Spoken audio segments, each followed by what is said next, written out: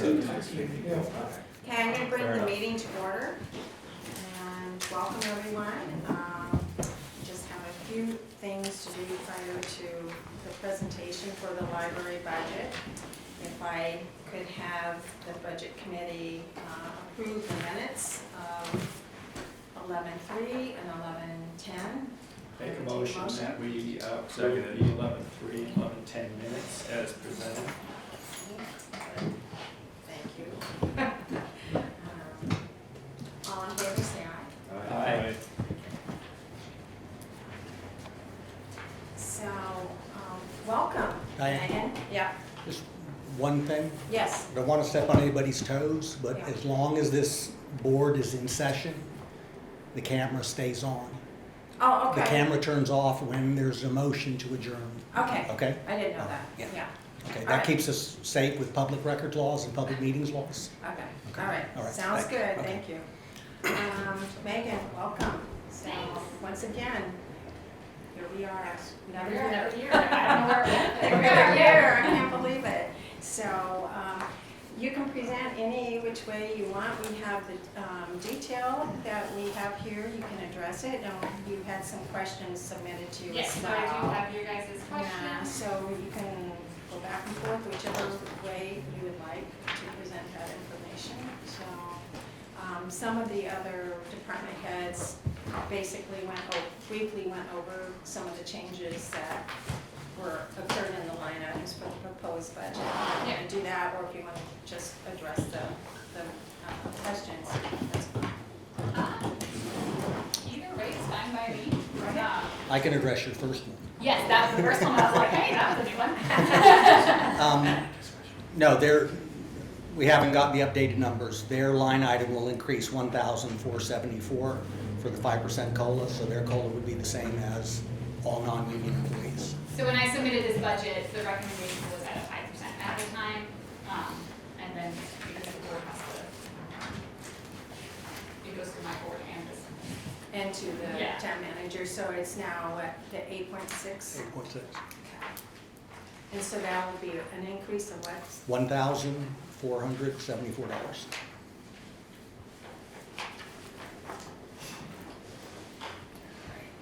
All right. So historically, we thought it was just matched what the town does, so. There's a little disconnect in between, so Yeah, that's that's what okay. That's fine. Yeah, so most of the other increases, are tied to payroll, honestly, the bulk of them, and then a little bit for heating fuel. Luckily, the contract came in, so we really only need a smidge more than usual to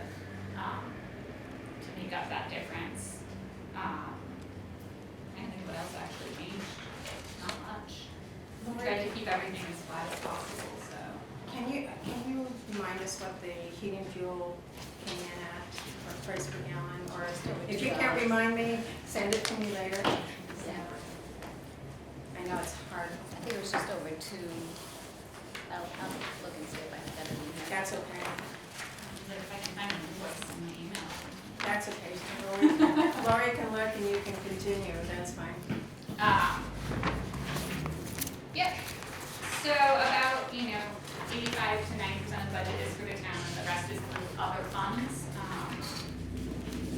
which I think I outlined what they are. So some of it is the trust fund, some of it is the income that we generate, and some of it is the special events and fundraisers. The Friends are planning on having a gala again next year. They've been working on it. We did stop it due to COVID, and then they're now feeling comfortable enough. One of the board members of the Friends is a physician, so we sort of take a lead as to whether or not something like that was feasible. And she's now, 2 thumbs up. Okay, So what is this gala? Is it So it's a fundraising event at the library. They're looking to see sort of the scope. We're hoping to have it slightly more activity based, but it was, you show up, you have orders, you do a little activity, Yeah. there's drinks, it's all in the library, so it's, a little, doing things you're not normally allowed to do in the library. Be an adult. Yeah. Library. Yeah, and the Friends, they fund, if you ever use New Hampshire Overdrive or Libby for your downloadable audiobooks, they fund that entirely. And it's actually separate from our budget, they just cut a check straight to Overdrive for that one. They pay for museum passes, they pay for special presenters for us, plus other, projects within the library. So they're a really good organization to have out there. On the museum passes, do you, well, Sarah would probably know, share that with the schools so a lot of the parents could come in and get tickets to take their kids to, I think it's what, MFA and, No, not the not don't the you MFA. wish, yeah. Yeah, so we do Fairbanks Museum, VINS, which is down in PG Vermont, if you've ever been, that's wonderful, Swan Lake Science Center, I know there's another one. New Hampshire State Parks, and then the Courier. So, well, that's good, yeah. So it's pretty neat, and we do work a lot with the schools. The school, we send, packets over at the beginning of the school year that go home with kids. They do a lot of advertising for us as well for our children's events, so it's something, we work really closely with them. I just remember as a parent, I used to go to the library and get the tickets, especially during breaks, the vacations. It was always nice, and I always thought it was great that the library offered those passes to families. You'd have to make arrangements to preserve them. Yep. So they all have their own rules around them, but it's usually one ticket per day sort of thing.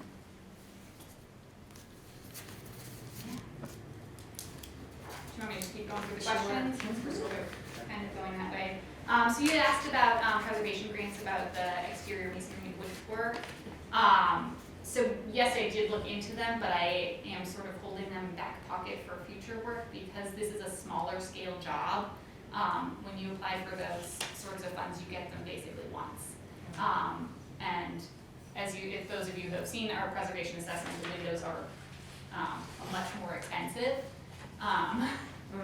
outlay for the repair of those. And I don't want to lose our chance at the money for the bigger ticket items for something like this. And especially the amount of work that goes into them, I would rather have them go to a higher price item if I'm going to be doing that much work on something. I want it to be for a larger sum of money. Oh, definitely. Especially since it requires, I don't know how many of you have been dealing with contractors lately, they're really hard to get back to you.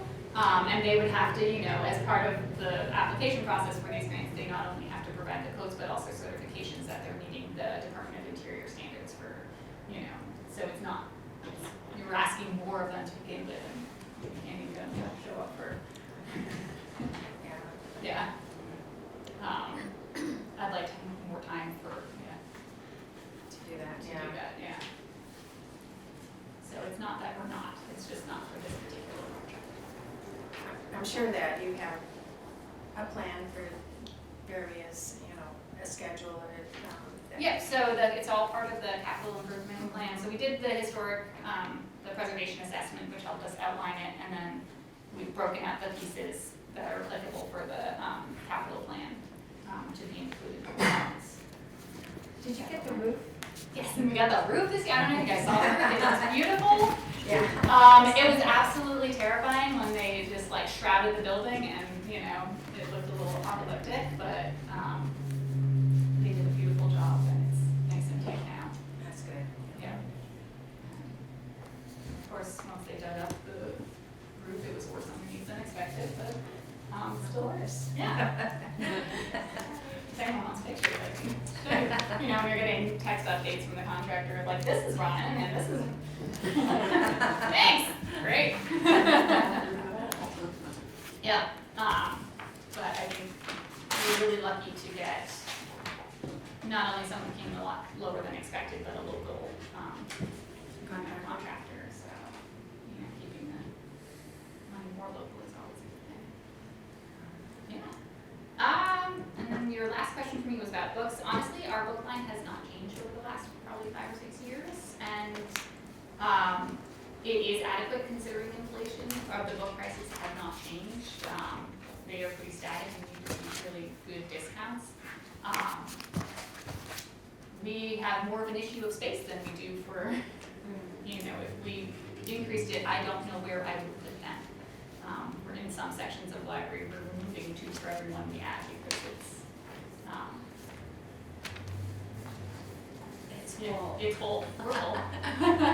So in a lot of sections, it's like a 1-for-1, and for some sections, we're removing more than that just because there was a period of time where the collection was not weeded correctly. So regular weeding is an important part of maintaining a relevant functional collection, and we're doing catch up. Is every book kept somewhere though? At the state level? Yes and no. So when we read a title, it's not like you check to make sure that it exists somewhere else still, so that if somebody is looking for that item, we can still get it for them. And a lot of the stuff that we're removing is honestly on condition based, and we use what's called the crew manual for our design, which has you look at not just circulation, but condition, is the material still relevant, and things like that. So there's some things where it doesn't matter if it's somewhere else because no one's going to be looking for hairstyles from the 70s.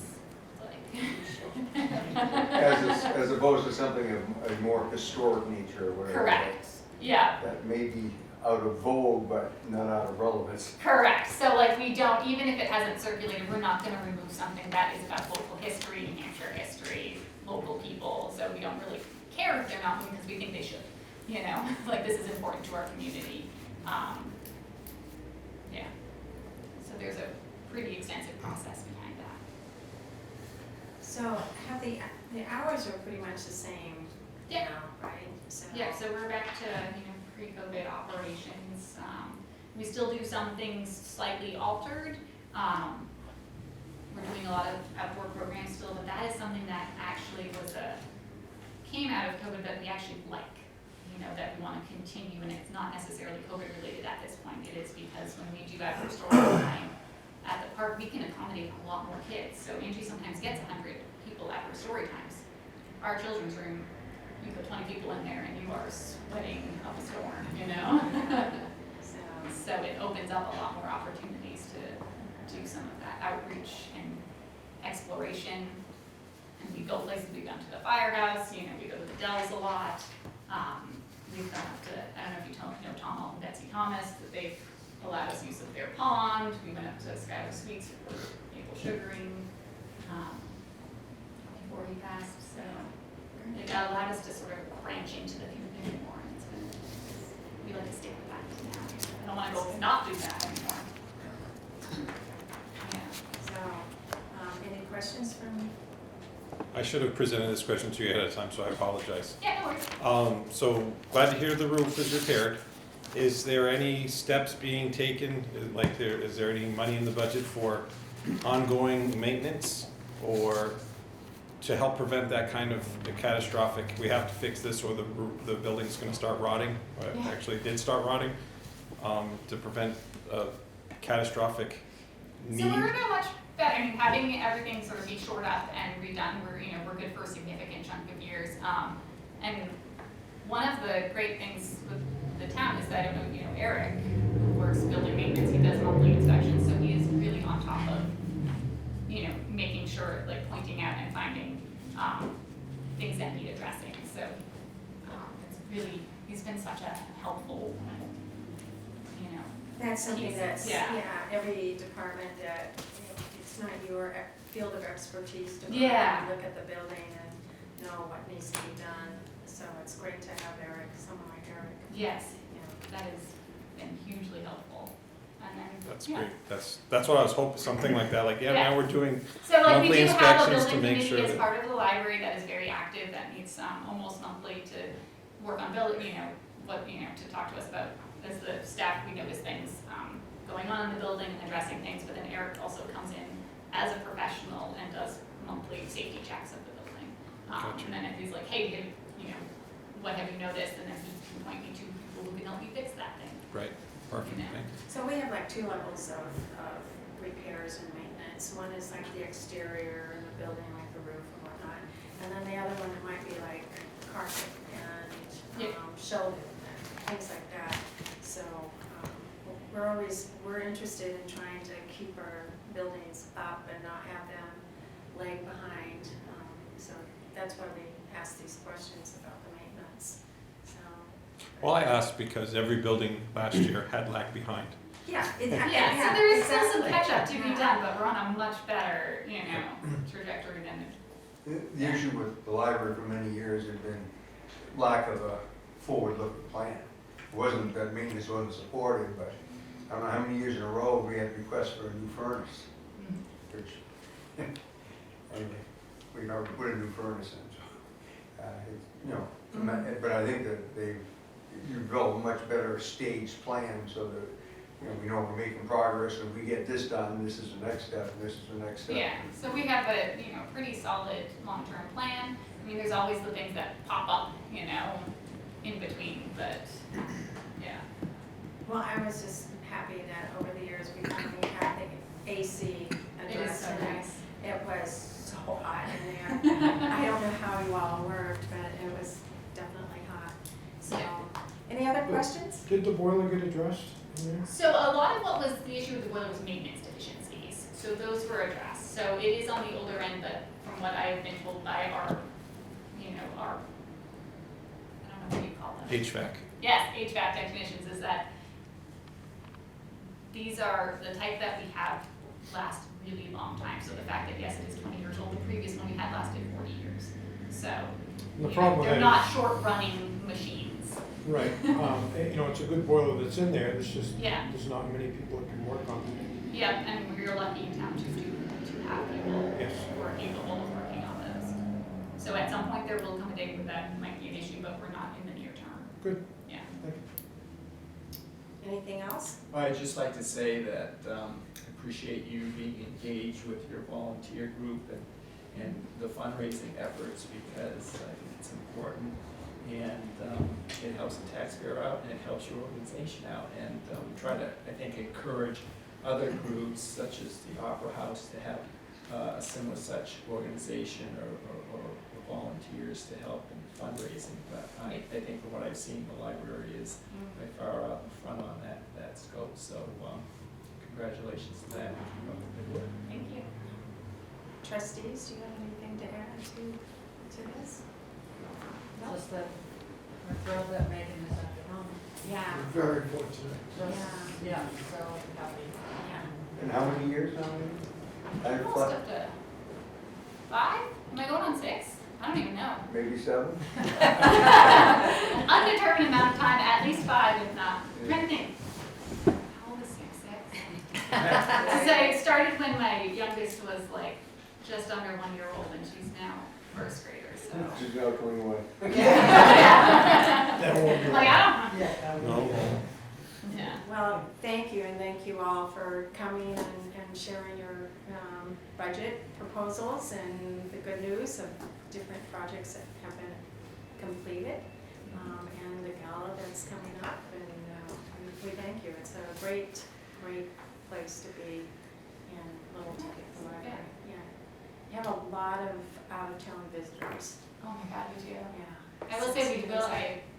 At some point, I need to address the busing situation, the bus tours. They funnel into our bathroom and we have a single stall. Well, Roger's right on.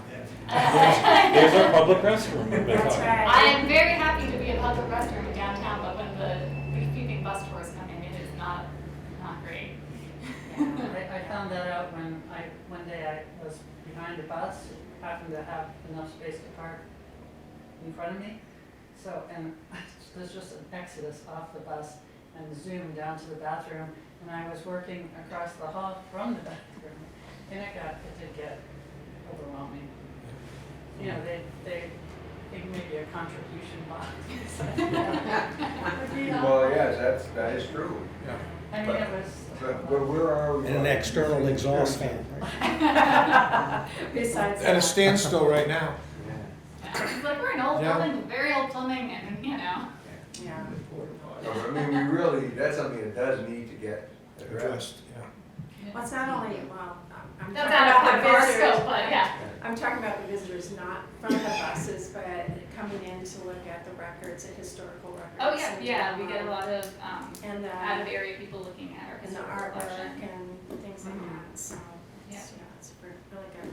Well, thank you, Thank you. Yeah, thank I you. appreciate it, yeah, so, How do you guys get on to?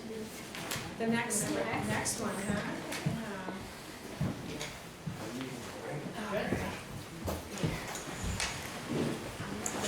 The carpet replacements, like 2024, I was just looking ahead here, so. Thank you. So next, I'm gonna go to the negotiated agreements. Does anyone have a preference of where we start? Which one? Fire? Should we start with the fire tonight? So,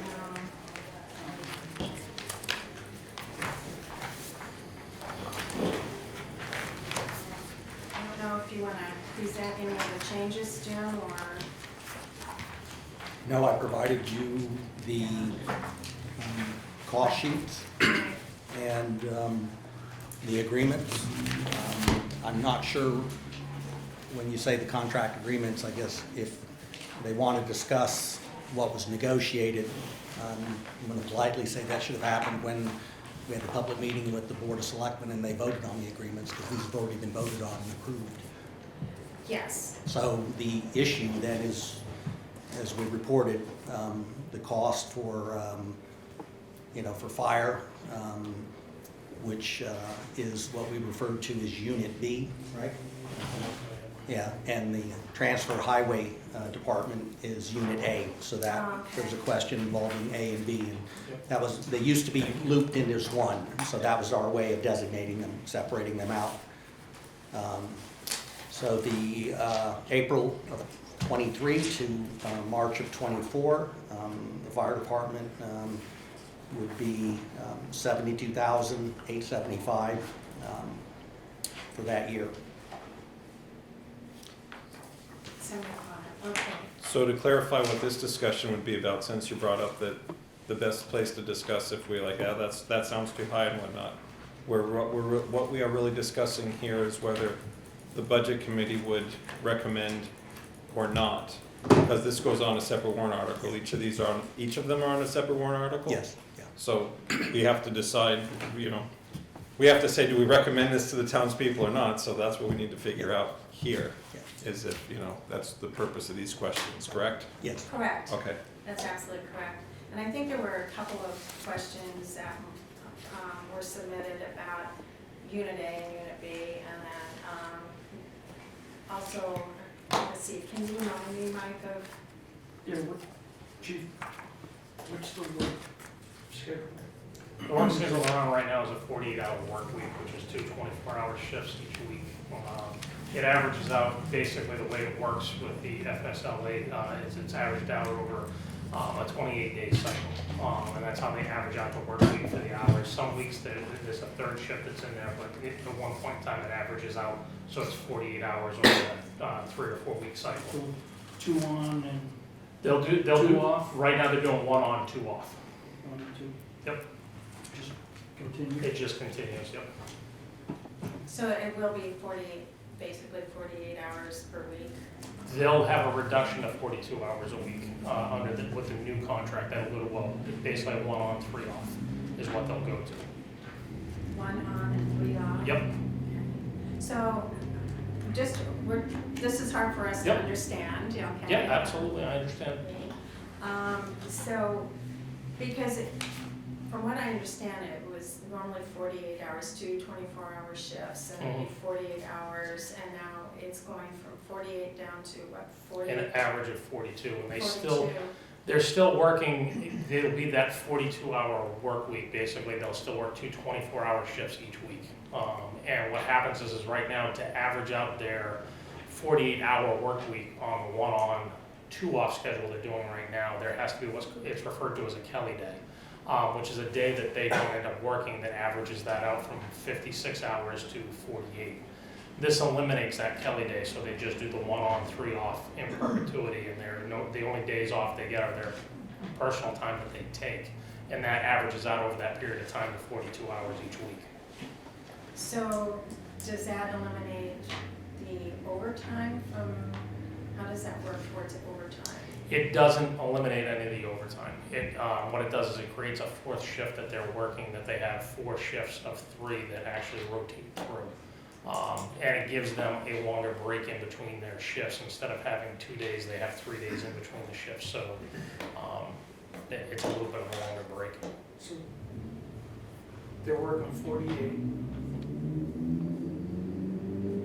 scheduled, 48 hours. 42 is their pay for the week. Mhm. They're gonna give 3 hours at straight time. So they guaranteed 3 hours of overtime? Nope. They're not being paid for 48 hours.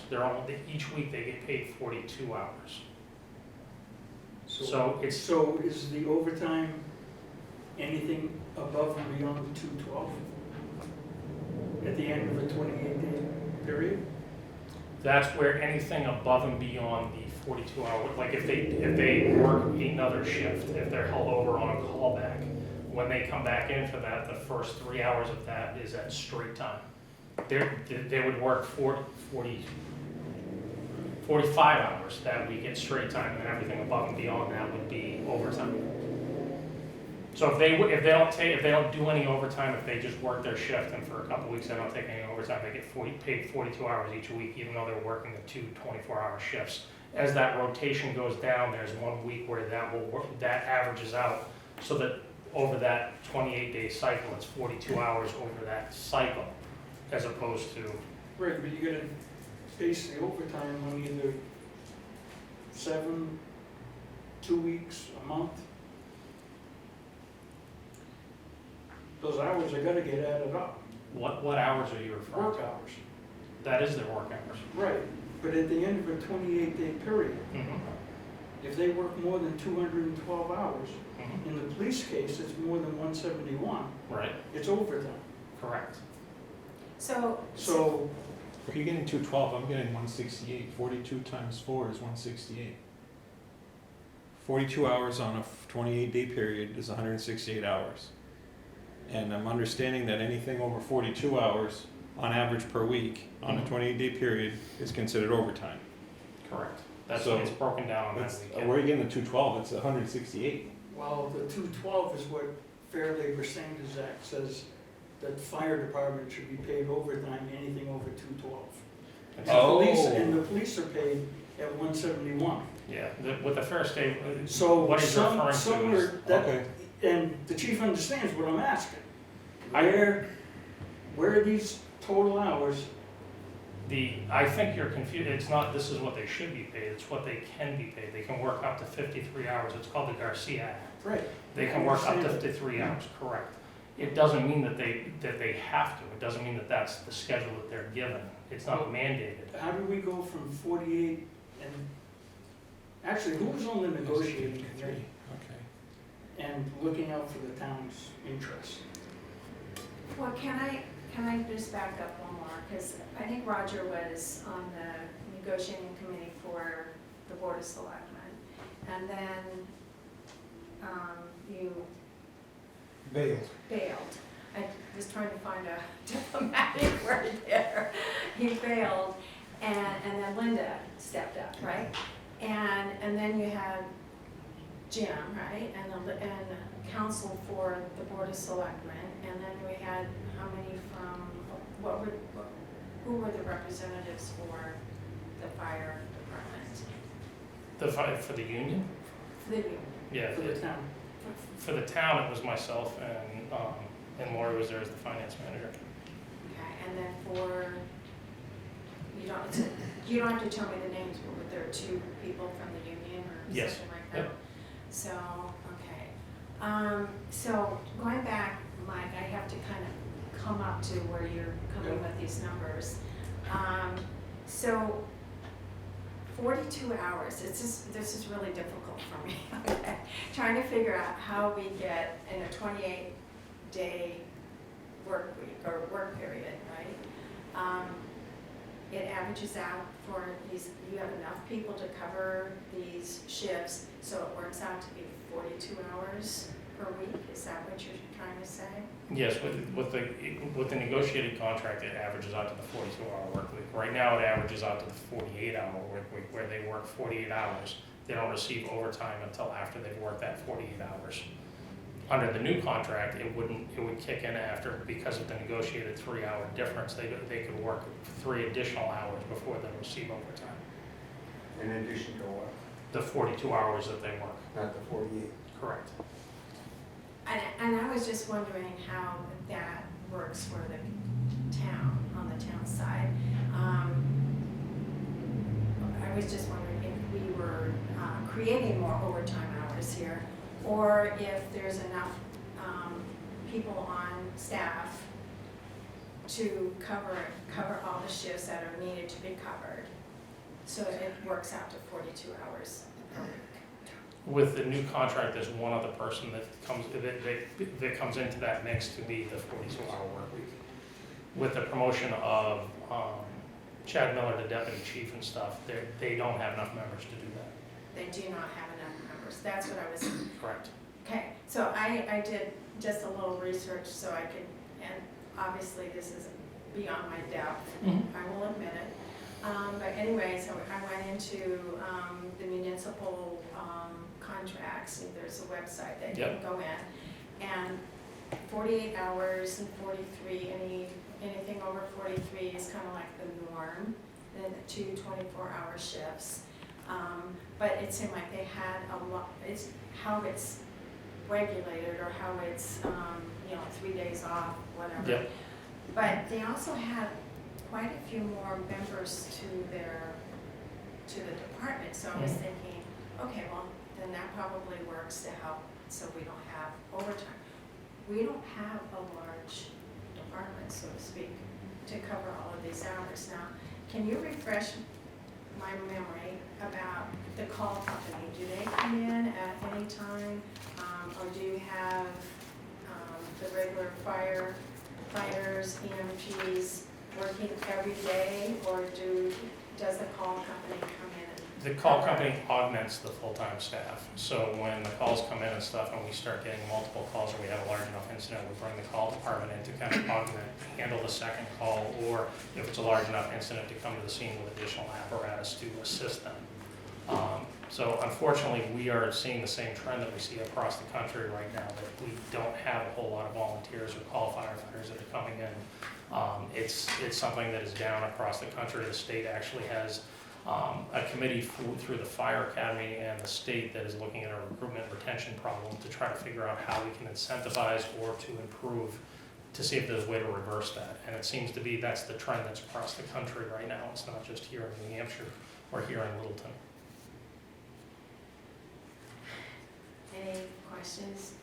I'm confused as to how going from the 1 on, 2 off to the 1 on, 3 off improves the situation in terms of anything. It improves the situation for the employees for our recruitment retention problem that we have right now. We've had 3 full-time employees that left in the last year to seek employment elsewhere that were on a 42-hour work week, or was actually, they could make more money by going there. And that's what we're up against, is trying to keep people or attract people to come and work in Littleton. The majority of the departments in the state of New Hampshire are on a 42-hour work week. They're working that schedule. So it's trying to line it up so that we can hopefully attract the people that we get here, or keep the people that we have here and attract new hires. But they're still working 2 24-hour shifts. Yeah, but less of them. Well, yes, but In that 28-day cycle, there'll be 1 less that they're working.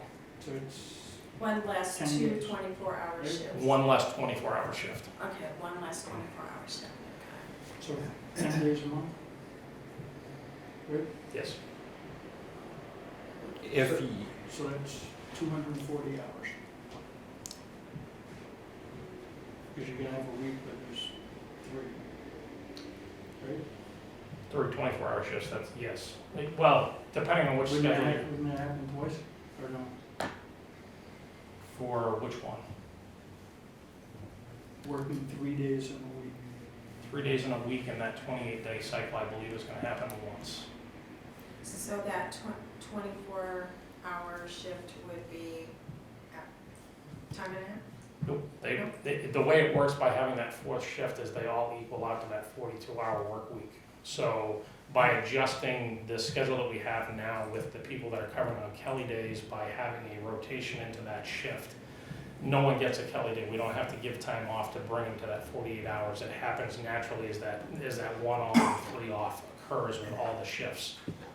So the Kelly day kind of goes away, and that breaks up so that during that 1 week when they would normally work those 3 shifts, if you will, those 3 24-hour shifts, which would be like a Sunday, a Wednesday, and a Saturday, by having that extra shift in, they don't have that any longer. It still comes down to that shift rotating out, so that it's just that 2 24-hour shifts, or one that bridges into the next week. So, and I think what I know. people don't understand, Yeah. no, is overtime isn't just an arbitrary number. It's based on if he has a person leave. That's a position that spot has to be filled. So how many were you down this year? This year I was down, this will almost make 2 throughout the year with the vacancy I have now. Then you have workers' comp issues, and those happen in this field. You have regular PTO. We had COVID that impacted, so we can almost tie every hour to overtime, But that's not. to a loss of an individual. So you're focusing on a number, one line item in a budget of $100,000 out of a $10 million budget that you can't control. It's a You 24/7 can business. You can control guaranteed overtime. There's no guaranteed overtime, Mike. Schedule, There's no guaranteed overtime. So you can schedule it. Why don't we reduce the police department by 8 hours now? Make that recommendation. Jim, I think what we're trying to figure out is how the new There's a reason why they proposed work 200. contract affects Wow. the schedule. And we're just trying to 53. wrap that around our head. Because we have heard about the overtime. Yep. And we also, I'm looking at the number that are on the staff. And, you know, you can only do so much with so many people, you know? I mean, if you had a lot more, then you could. Yep. But just starting off from where we are, if we haven't got enough, if we're already running into insufficient people to cover the shifts that we have, are we expecting that by going to this expanded schedule, for lack of a better term, that all of a sudden we're gonna be able to find more employees? I mean, because at the face of it, it sounds to me like we're gonna have more overtime, because now you're gonna have more people, you're gonna have less people scheduled to work, so you're gonna need to have more people filling the shifts that you don't have people to work regularly. Nope, actually, you'd be wrong, because it's the same amount of people, it's 3 people scheduled to work each day. It doesn't change. It's still 3 Okay, people. so how many employees do you have now? 12. You have 12? I have 12 right now. Yep.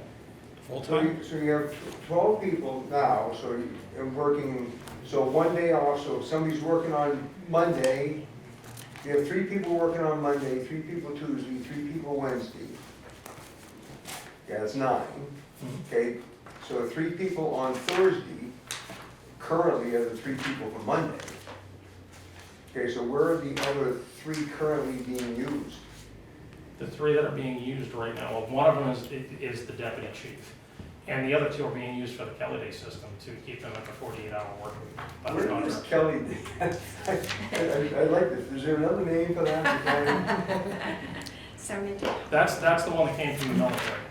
Military. Yep. That's where it came from, was from the military. Civil War? Sure.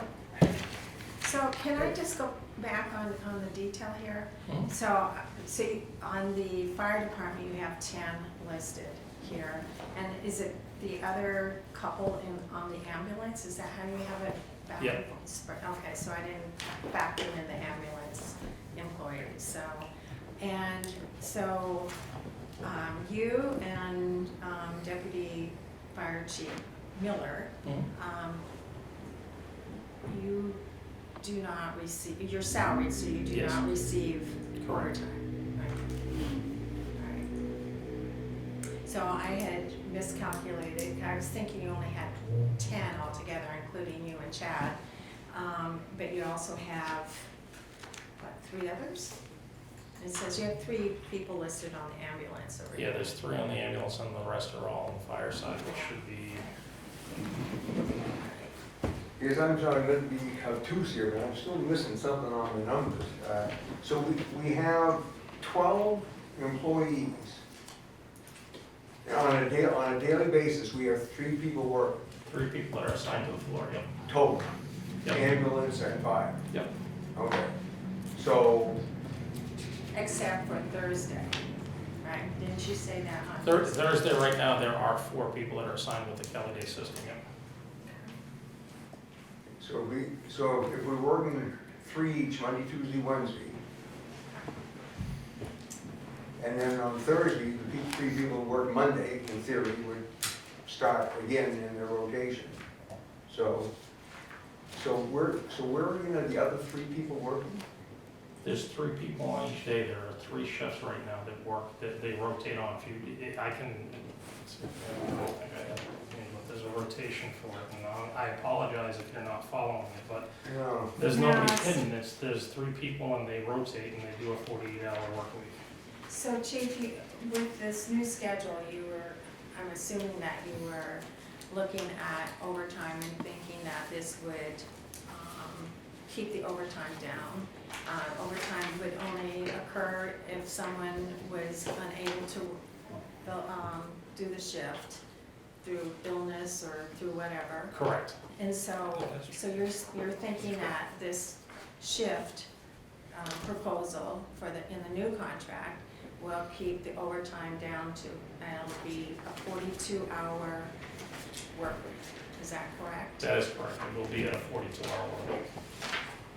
So, okay. Oh, no. All right, go ahead. What do you want? No, you let Grace first. Okay.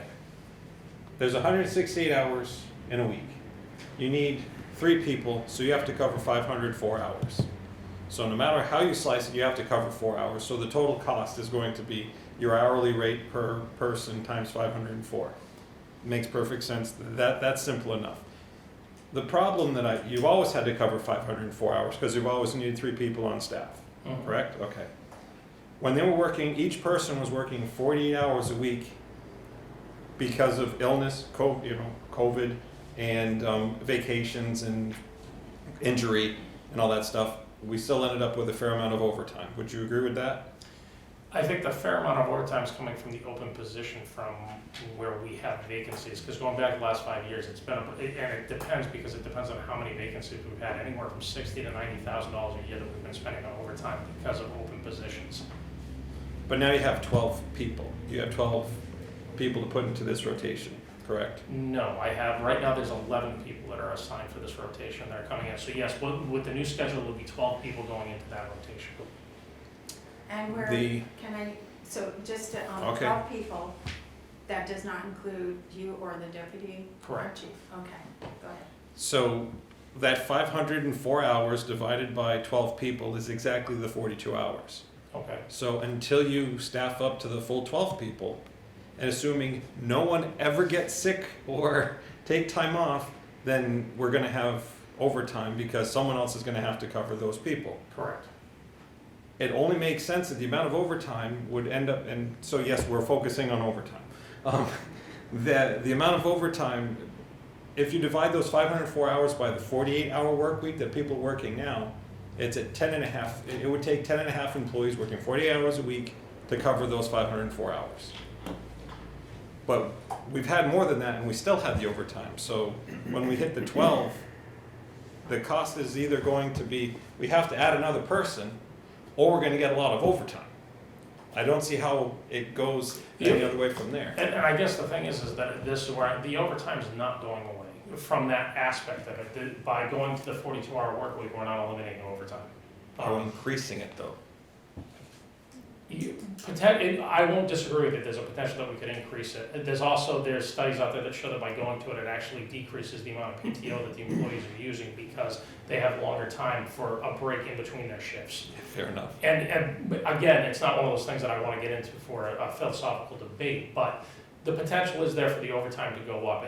But it gives me the option of being able to stabilize that, because now, talking about shifts 42 hours a week, it's like, it's a stable platform, because I'm not giving Kelly days to people, I'm not moving people around to accommodate the hours that they can or can't work by the contract. It's guaranteed, this is your schedule, the only time you're getting off is by PTO, which I can average that out to look at during the year to say this is gonna be our average use. Understanding that if somebody's injured, somebody breaks a leg, they're gonna be out for a longer period of time, yes, it is gonna have an effect on my overtime. It's like, obviously, if call volume increases considerably, you know, we have a disaster that goes through, that can affect it as well too.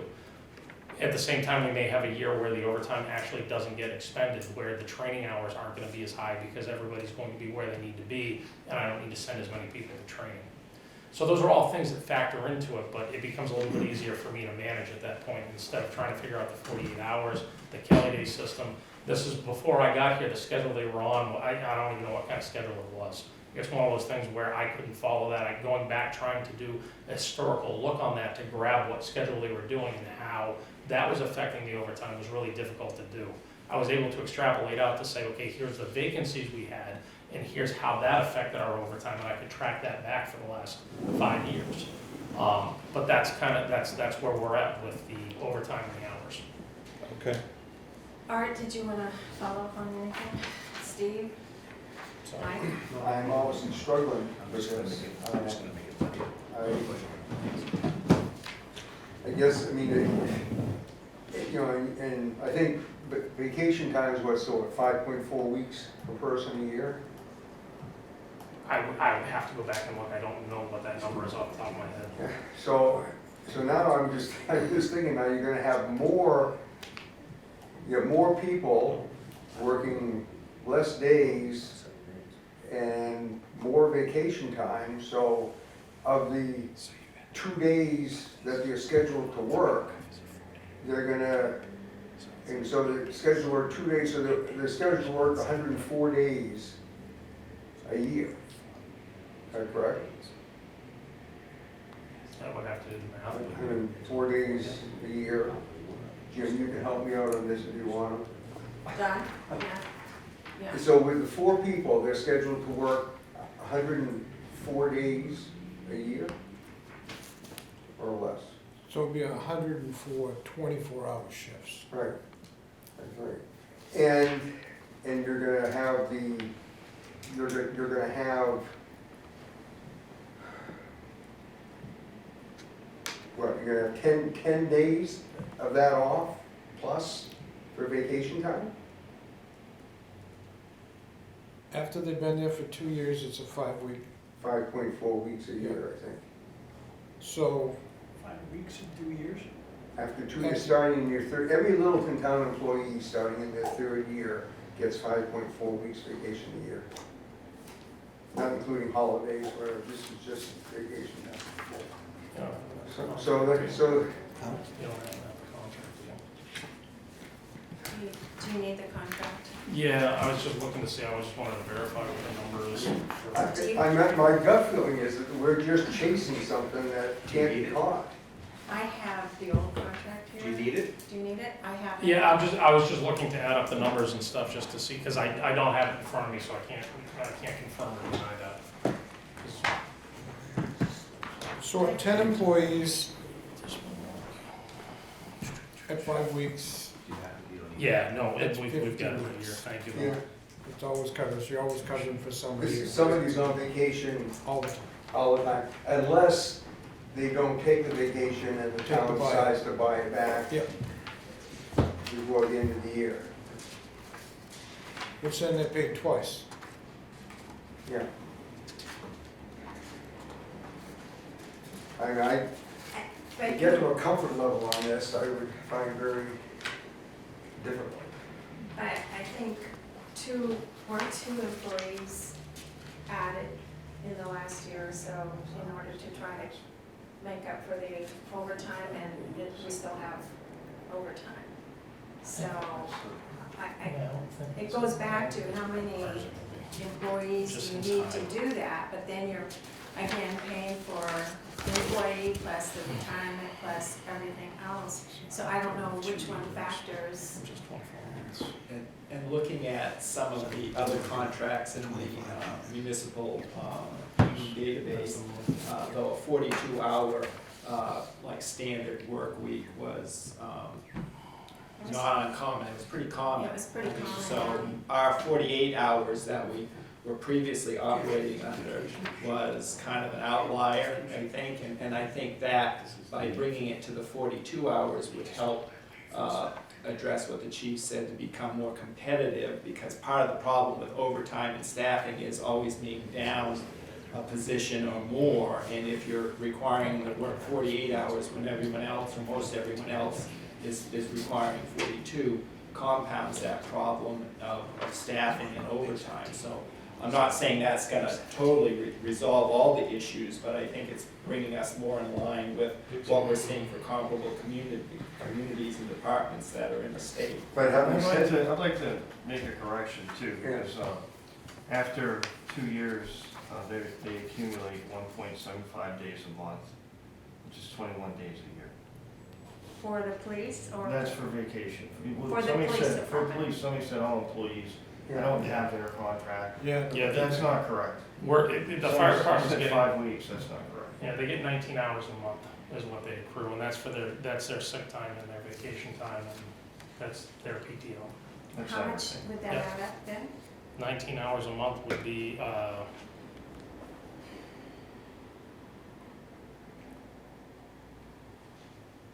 Well, this is a good way to put down false information. yeah, well, 5 weeks is not accurate. it was 5.4, Paul, for a long time. I haven't read a contract in a few years, but I can't imagine it having gone Their down. monthly accrual rate hasn't changed since I think. so it's 9.5 shifts that they get for the year, but that's, Not all that employees. is sick and vacation and everything together, it's not just vacation time. That makes sense. So a shift is the 2 24-hour. A shift is a 24-hour Okay, shift, okay. so, And So right you're now, saying- it's you're saying 19 hours a starting- month. Yep. Starting in And the the new third contract year, has it's it at 4 21. weeks plus 1 day. 3 the new weeks, contract does? 3 weeks. 21 Well, days. yeah, All right, No, page 17. there's not excuse seven, me, there's excuse not me. 7 work days a week. Attention. Attention, we have two, let's stay with the fire for a Yeah, while okay. and then we'll go back to, so Lori, did you want to add something? this is the proposed You contract. had your hand up. I have on page 17, I have it as being 19 hours, after 25 to 120 months is 19 hours. 19 hours. Well, we're looking at different contracts as well. Yeah, so that, This is the one that was just sent to us. Lori, did you want to add something? Well, yeah, I just. can I ask, is that the A unit for the highway department? No, this is fire. Accrual rates for time leave fire department employees hired on before March 31st, 2014. I think your proposed change to hours. That's your proposed, but they just converted from hours, from days to hours. That's one, there's the 19 What's hours. the proposed new contract? This one's dated, meeting dated 10/24.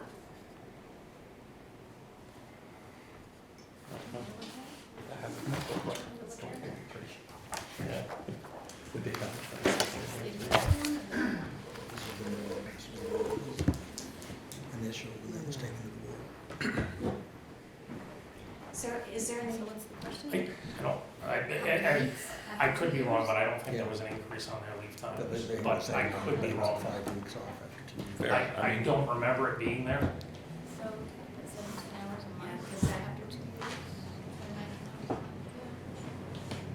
so we have a question about if the leave time has been increased or not, because we're looking at, a couple of things here is, 48 hours going down to 42. Yep. And we're looking at the salary schedule, which the first year has an 8.6% increase on it. And then the leave time, so these are all the pieces that we're trying to figure out, the impact on the taxpayer. So Lori, when this one number here, that the $72,875. That includes the overtime, it includes the salary increases, and it also includes the retirement and anything else in there? Medicare. And Medicare? Medicare. So, and there isn't a projection of whether or not this would impact the overtime more or less than what we have seen.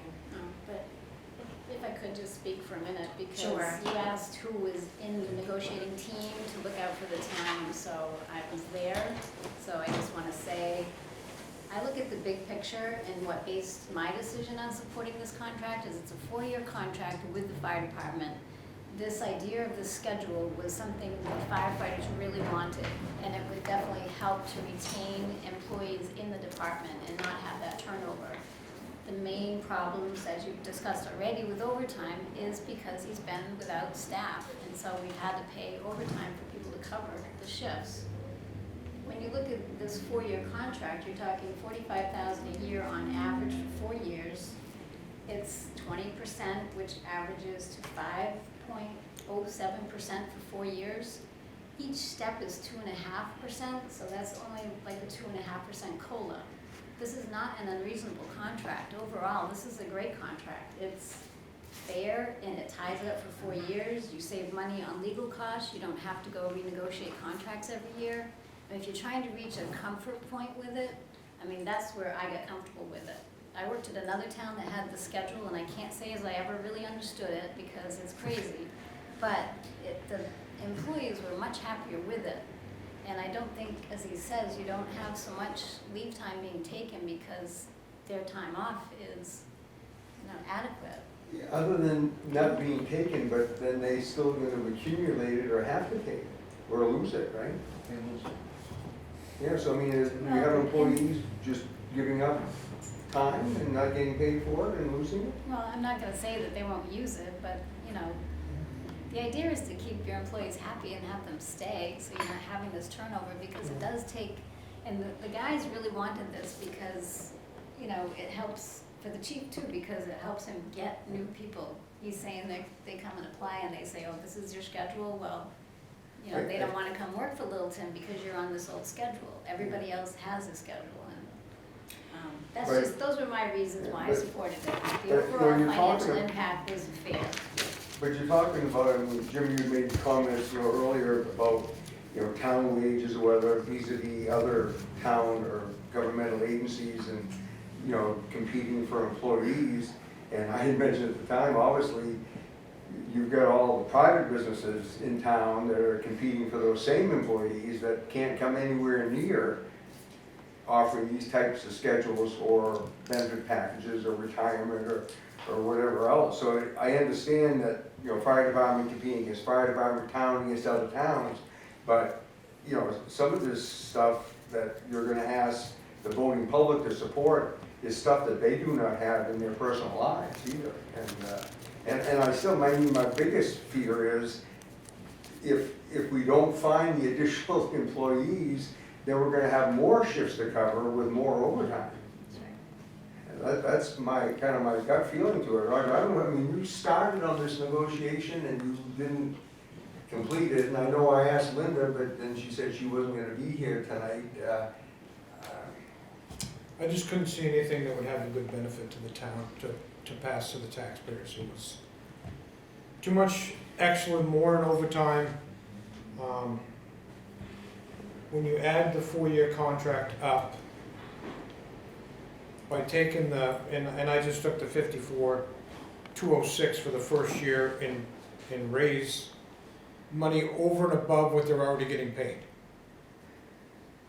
16,988 on the second year. But the second year to me also adds the 54,206. It's cumulative bills. So if you add it all up, the total of this is, without any of the benefits or anything, the stuff that you was talking about that made it 70-something instead of the 54. The total for this contract, the cost of the taxpayers, is $364,305. And that's just the fire department. And, you know, at one point, where can the local people not afford that kind of money? You know, we have a retirement community here in places that people have worked all their lives. They're not making that kind of extra money to be able to support this. Well, I guess maybe the schedule isn't, we've kind of hashed over the schedule here, and it's not really the issue. It's probably a plus to retain the employees that we have. But it's the schedule that might be, you know, with the 8.6 and it averages out, you said like 5% each year. And I can't remember what we've had in the past. About Some- 4.5, Yeah, 4.5. 4.75. Yeah, so I was trying to compare that as well to see if we were within range of that. So that's not completely out of step with it. But I guess maybe the overtime too, going from 48 to 42, I can understand the schedule, but to also now, and it seems fair because other fire departments are, the average is doing the 42, but there's just a lot of movement in this that the taxpayer has to pay for. And we're just kind of grappling with that right now. Jim knows that I'm a stickler with overtime because every 2 weeks I'm in his office and when I get my pay sheets or whatever. So really in good faith of the taxpayers, I could not sign on anything that's gonna add. And all I see this doing is adding, and I'm not saying tremendously, I'm just saying it's adding to the $100,000 already in overtime this year. So if For you one said 3 hours, if they worked an additional 3 hours, that's straight time, right?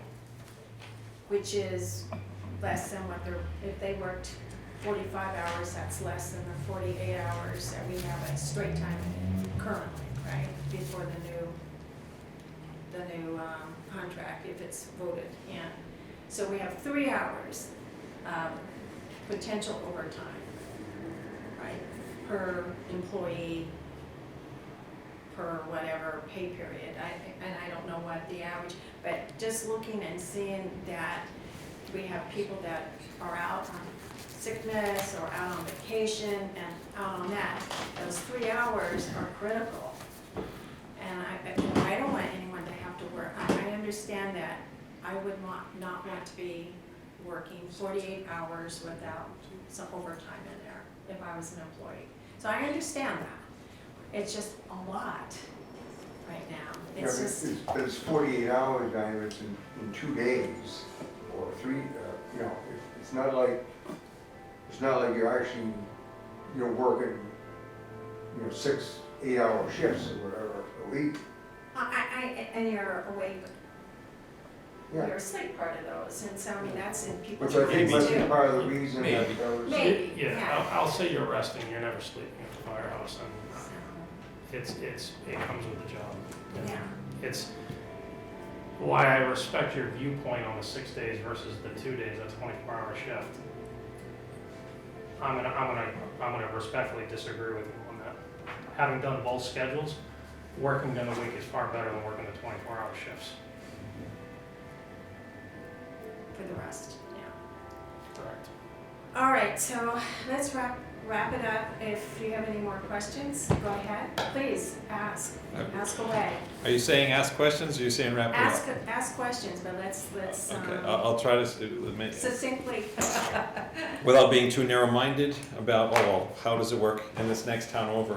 Are there any other full-time departments, let's say in Grafton and Coas and, you know, North Conway, North kind of thing?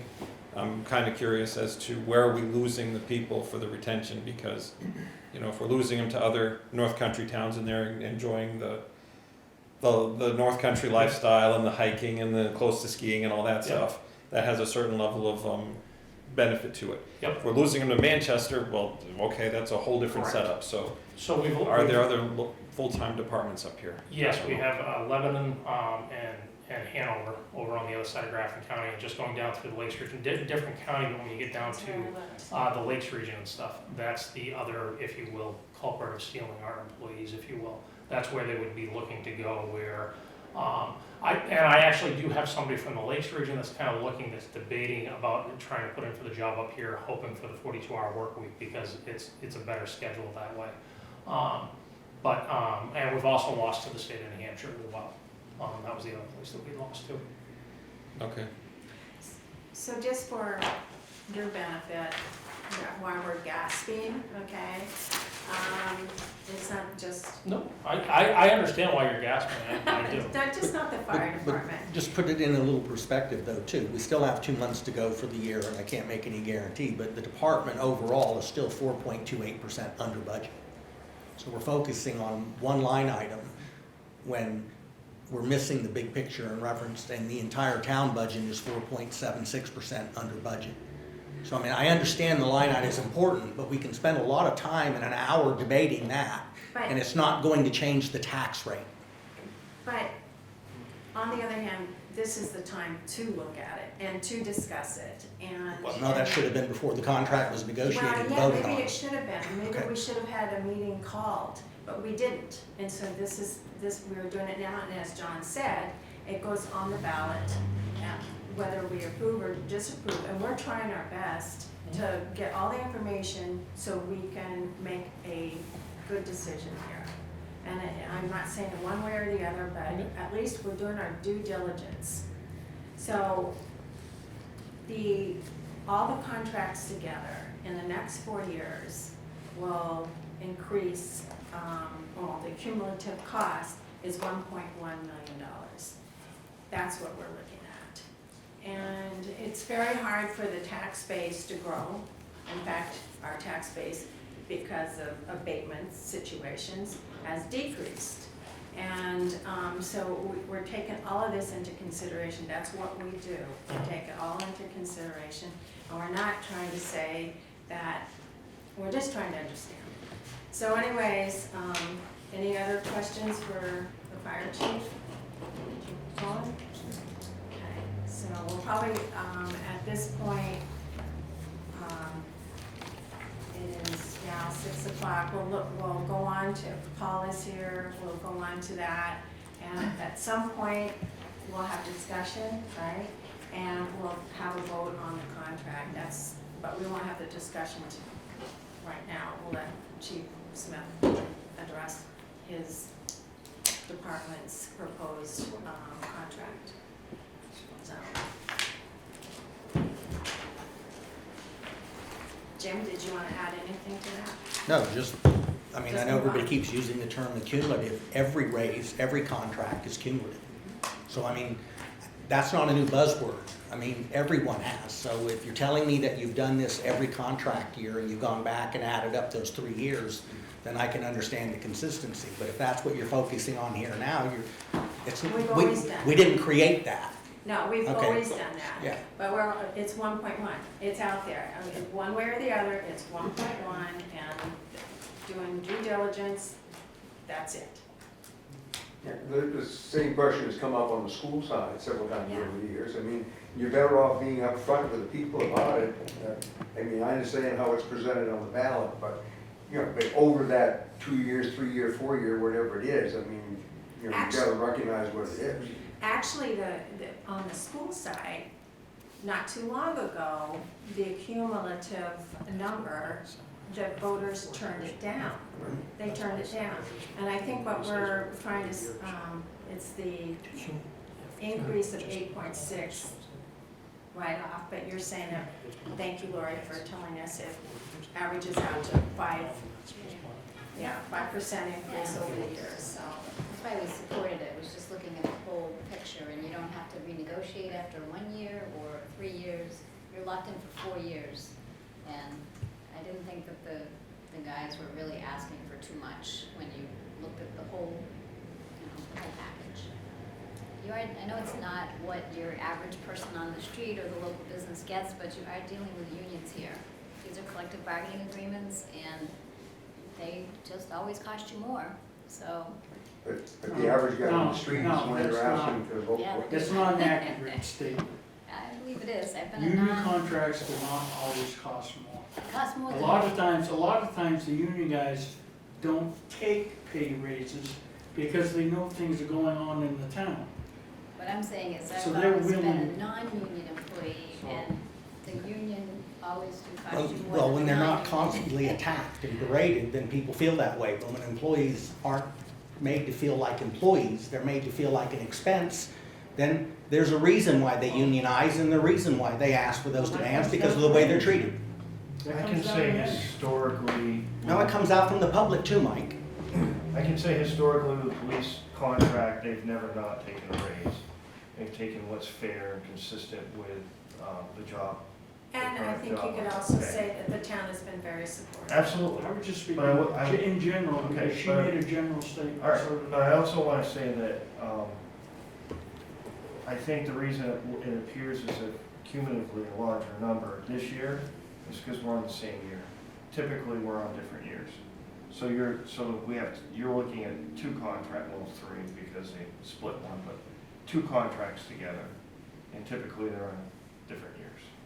And this year we're on the same year, so it does But- seem like a larger expense. But even individually, we've always done the cumulative, we've always However factored you've done that it, in, yeah. that's fine, but Yeah. this year you're. I just want Jim to know that we Threw out always a looked at giant that. number, but I think it's also because we have two contracts same year, which is, it's a difficult year, I understand, but,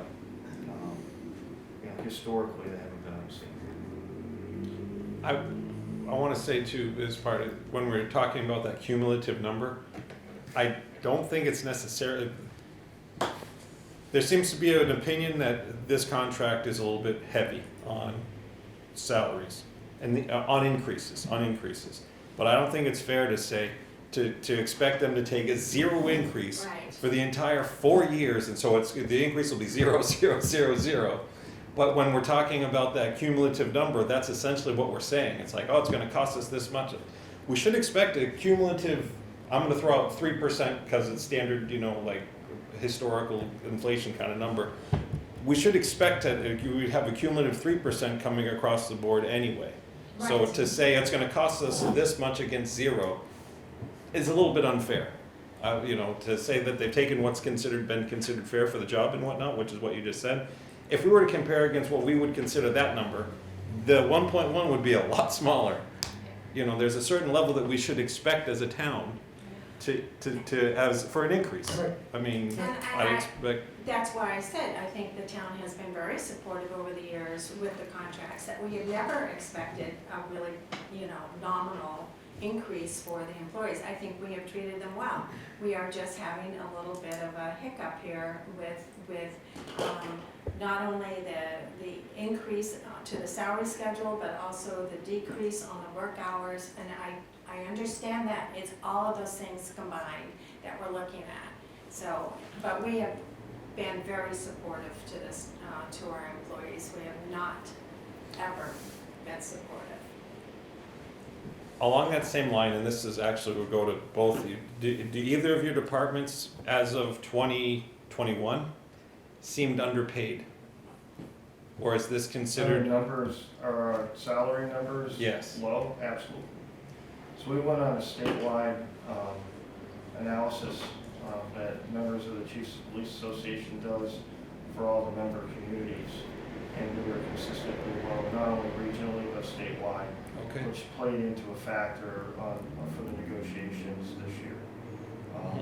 And That they makes weren't trying to get excessively above those numbers. In fact, because of COVID, they're a year behind on their analysis. However, by the time this contract is voted in, they'll still be behind. If the contract passes, because they're a year behind in the analysis. Okay. Because it's 2021 numbers that they're using. Makes sense. So when you say behind, okay, so I'm gonna flip back to school board mode here. So one year, or at one period, the school contract had failed 4 times in 3 years. Right, Do you remember that? yes. Okay, I was on the negotiating team to the successful contract that was passed after that. because we had found that we were at the bottom quartile, third quartile for our salary schedule.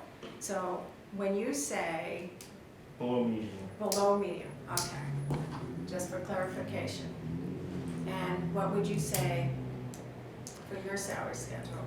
I'd say we're similar in that same thing. We do start our employees fairly well, compared to the starting salaries across the state, but the flip side from longevity and stuff, we're below where that median would be. And this does help to adjust for that. One of the things is that, and there's always that asterisk next to Littleton, because we're one of the few departments that are on a 48-hour work schedule, where everybody else is on 42. And that's where that differential comes in. Go ahead. So this initial 8.4, 8.5% is more about adjusting a historical low to bring it up to median than, oh, the inflation's really high, so we have to do something. Would you say that? 8.5% in 1 year is a big jump, especially when it's the first year of the contract, because that's what compounds. So help us understand why it's an 8.5%. And that's why I was leading us down have our people historically been underpaid? But It is a market adjustment. is it, I mean, so it's a bit of a market adjustment by the sounds, but Yep. that's, Step 2 is 2027. why 8.5%? I think everyone's wondering, why 8.5%? That seems like a lot. And I will have to go to Lori on this just to make sure, but I think one of the things to do with the fire department is there's one additional FTE that's in that for that to occur. What was that? The part of the eight, if you will, the 8% increase on the fire department contract is for one FTE. Right, there's a whole position added. Of that 54,206 wage, 52,138 is for that extra position to get that 12 for the rotating schedule. So that's 8.5 on the total, not on for each employee. Correct. Yeah. That's each employee is not seeing An 8% increase. correct. So That's what I understood, so thank you for clarifying. Yeah. Oh, my apologies. Yeah, that's what we all No, thought. that's Well, so, No. that's why we're going, are you kidding, an 8.5% Okay, raise? I'm kind of So, following. Nice, okay, that makes a big difference. All right. But I think, Jim, at the last meeting, you had mentioned that you tied that figure into the social security adjustment too. Yeah, that's where the number 8.6 comes from. That's what was given out as social security increase for 2023, And somehow I thought that you were tying that to the town increases. non-union. But not the union, So not the union. first year increase, No. 8.67%. I think to ignore that we're in I'll use the word historic. It's not really historic because inflation was much higher under Ronald Reagan when I was 24 years old. No. No. I had a 13.85% mortgage I had an in 18% 1984, mortgage, but it okay? wasn't So Ronald Reagan. I was 24 years old the last time It was- inflation was at these levels. Jim, that was- So that was- inflation Jim, does Jim. have, excuse me, inflation does have some factor into the overall, but it wasn't the driving factor in reference to the. And So that's what I was was- asking. Yeah. I was under the impression that it was because of the inflation and because of what Social Security is getting, that was the reason it was 8.6. So if we go and look at the schedule, can you look at the schedule and explain to us this schedule for the fire department, since you're here, we'll just pick on you, okay? It's just because I have it ready. So in the first box right here, it says step 1 before drop old steps, a 14.27% increase. Step increments 2.5%. Can you explain that better so we understand that? It's right here in this box. You want to see this? I don't know what that is. It's a schedule. The pay schedule, not the hour It's in the schedule. contract. It's a pay schedule. And it was an issue. Is this something we're not, am I supposed to? You know, one of my problems looking out for the taxpayers is, Yeah, to explain, this is the same, it's just more detailed. So right now, in 2022, the firefighters worked 2,496 hours, okay? And so so they come up with this annual total, 625,000. When you go to the new chart, most of them actually go down. They only work 2,184 hours is what you're paying them for. So most of them go down, but you're adding a 12th person at 52,138. So that's why there's an increase of 54,206. I think one person, or bringing up the step. One of them, I believe, One one new is at employee. $20 and you Yeah. go into 24, Yeah. to make it, he's a paramedic. Yeah, Okay. yeah. So that's where you get the 8.67%. This is because they have the old steps and the new steps. They did that. Right, they reduced it, Right, took away it's the the market adjustments to get these steps where they need to be so that you can attract employees. The second year of the contract, they only took the 2.5% step increase. They took no COLA at all. The third year, 4.5%, and the fourth year, 4.5%. So just a 2% increase each time. So, I mean, I looked at it and thought it was a good deal. As far as looking out for the benefit of the town of Littleton people, I mean, I think it's important to keep your fire department staff, to provide your emergency services. So I factored that in too, so. Right, but we're just trying to recognize So what's one in of those numbers. One of the comparisons where you're saying that we're below the rest of the state as far as our pay scale, you gotta realize our location, that you really can't compare us to Manchester and Laconia and Concord and Lebanon and Hanover and all those places. We're a town of 6,000 residents. So if you want to keep the comparison going, let's go compare with Stewartstown and find out where they are on the scale. With their small amount of residents. It's got to be in perspective to our region and where we are. Are you talking in general as all employees?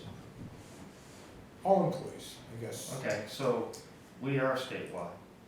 We operate Littleton. We have officers that are in task force that operate outside our community. We are competing statewide.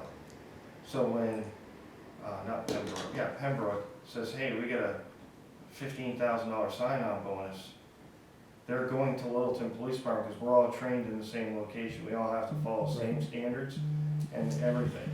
So they're coming here and they're recruiting out of our department because they can provide a higher rate of pay. Or maybe they can't, maybe it's better benefits, but when we did the analysis, it included all of those things. But Stewartstown doesn't have the activity that we have here. Okay? Right. We're a community of 6,000, but we're a destination community on I-93 next to the Vermont border. So our job is different than, I'm trying to think, not Allenstown, but there's a community with 6,000 people in southern New Hampshire that has one convenience store. So you gotta compare apples to apples, all I right? think our better comparison would be Conway. Right, Conway is a great comparison.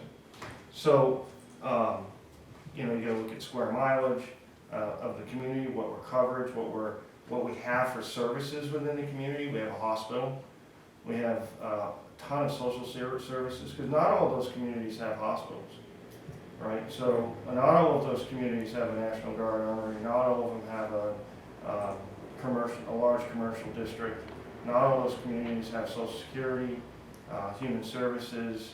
So we provide, we're a hub community. So you gotta compare apples to apples. Right, but our hub community is still based on But this- 6,000 residents. Absolutely, but we also have the commercial backing. We don't have just one convenience store. Yeah, We also have, those same people are asking for people to come here and spend money. And our main street isn't dead. We have, bumper to bumper traffic. We have, you go on any given day on the sidewalk especially during a weekend, those businesses are attracting people in, and so we have to police those individuals.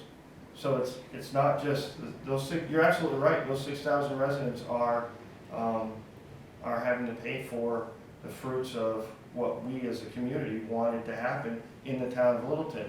We wanted the riverfront commons. We wanted all these different things to come to this town. That comes with a cost. And we did not charge them impact fees. Maybe we should have, but we didn't. So this is a cost that's associated with the growth in our community. Maybe our population growth hasn't gotten any bigger, but this community is not the same community it was in 1990 or 1970. All right? So there has been change. You need to recognize that. It's huge. I All right? can recognize In the that. midst of a drug epidemic and a mental health crisis. So those are some huge things that we're dealing with that they're not dealing with in Stewartstown. And what they're attracting in Stewartstown is a UTV or a snow machine. Different issue. That's why a lot of fish and game officers are up there helping out. We don't have the same issue here. There are 90 troopers, they're down 90 troopers in the state of New Hampshire. We're competing with them. We're competing with fish and game officers. We're competing with liquor enforcement, sheriff's departments. When I lost an officer because we were $3 behind in pay, that's an issue. We compete with Lincoln Police Department. Lincoln Police Department has a different mission. They swallow 40,000 in a weekend, on a ski weekend, right? They have to support that, but their Weekend? their population, No, that's daily. their population is what? What's the population of Lincoln? 3,800? 1,200? Yeah, but hold on. Different Hold mission on. though, right? It's a whole different story. That's right. because- That's what he's saying. That's No, what I'm because saying. Loon Mountain, we could take this whole town, Franconia and Right. Sugar Hill, and stick them all on Loon. Right. That's right. Now, they just, 1, 2, Riverwalk is doing their addition. There's another hotel that's almost done, the Hampton Inn. It's already been approved for another hotel. There's another 500 rooms. So that is exactly, there's that balance. That's correct. There is that balance So- that, and that's what I'm trying to say, 1.1 million. But our tax base isn't we're not getting the hotels and the motels. We don't have Blue Mountain, we don't have a lot of that stuff.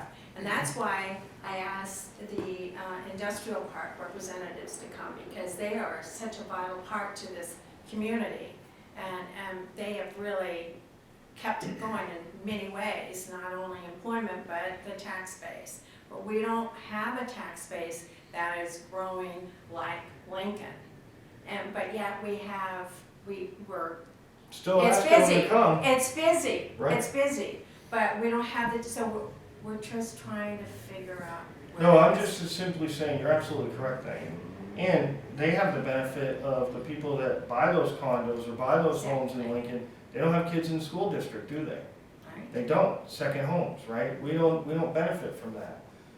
However, apples to apples. Right, You need to compare us to like a North Conway, where they're struggling with the same issues that we're struggling with. I know the police chief is there. We want to be a destination community, we gotta support that. We want to keep it safe, at least from my perspective. And you're absolutely correct, we have gotten the support, and I appreciate that. we But have, I when mean, there's a it's- $3 deficit, I have to make up the deficit or I'm gonna lose more people. And then it becomes stressful, and then either You we lose lose more people. officers or somebody gets hurt. And that is exactly why I appreciate that you're adjusting your schedule here, taking the bottom 3 out, because that's what we actually had to do with the teacher's contract, because you couldn't recruit anyone. Because when you recruit and they're on step 1, step 1 is step 1, you know? And you may have 80%, well, at that time, we had 80% of the teachers that were completely off step. That means there were 10 steps, but 80% of the teachers were beyond that. So they didn't, when we recruited new teachers, they were still on step 1, which was nothing. So I'm glad you're adjusting the schedule, but we're just trying to grapple with all of it put together. Comparing to North Conway, and this is, why I think the fire department is in the hot seat on this one. They have a volunteer department, don't they, a call department? Depends on which department you're looking at, because they're broken up into 5 precincts. Yeah, they have like the North Conway, Center Conway, East Conway, Redstone, so. Yeah, exactly. So they, They have full-time chiefs on each department with the exception of, I think it's Redstone or Eastgate, doesn't know, I can't remember which one it is, but one of them doesn't have full-time, but they have, if they were to combine all of their staff, they'd have a full-time department that they could actually run and accrue 24/7. The other thing they have is they have part of the town that's covered by the Conway ambulance, and then they have another part of the town that's covered by, I think it's Action Ambulance is the name of it. So it's one of those things, they're not coming together on the fire department, and they do have a shortage of volunteers and call departments, and they're call departments, and they're trying to figure that out, but where it's a little territorial and trying to figure out how to merge those departments where it's under the water precinct, that's the abnormality that's going on over there that they're trying to wade themselves through. Okay, so if someone does the 5 minutes of research that I did into, well, what does Conway do? Because I do think they're a good example, because we are a destination just like they are. And they see, oh, they have a 45 person on-call department. Your answer to that is that, well, that's because they have a department here. If you add up the 2 people here and the 3 people here and the 2 people here, you end up with 12 people. So it's a fairly similar comparison. Is that what you're saying? It is similar in some ways, yeah. In other ways, it's not, just because of the way they operate. The call department, though, I think that we're all saying it needs to grow. And they're not union. Correct. Yeah, correct, I don't believe Conway's union. All right, any more questions for the fire chief, and then we'll move on, sorry. I don't. That's it. Thank you, chief. You're welcome. Paul, do you want to address any changes to your contract that might? Well, like I stated earlier, our contract was adjusted strictly. I think the only thing they addressed in the contract was wages this year, and there were some small administrative changes, changing days to hours. But as I stated earlier, it's all about parity. You spend a lot of money when you have to retrain somebody. When I have to bring somebody in who has no experience whatsoever, you're spending money on equipment and training time, and it gets quite expensive. The other piece of it is it's officer safety issues. There's stress that goes up, morale goes down, and then the competitive nature of our department. I told you this last year, and maybe the year before, but definitely last year, our biggest issue is recruitment and retention. It's a statewide issue. Can't hire troopers. Troopers haven't had an adjustment to their last contract that was appropriate, and now they're getting done. They're upset, and they're going to other law enforcement agencies. They're just not retiring out. They're going to other law enforcement agencies because that adjustment needs to be made. I have a lot of pride, and I told you this the last meeting, in my department.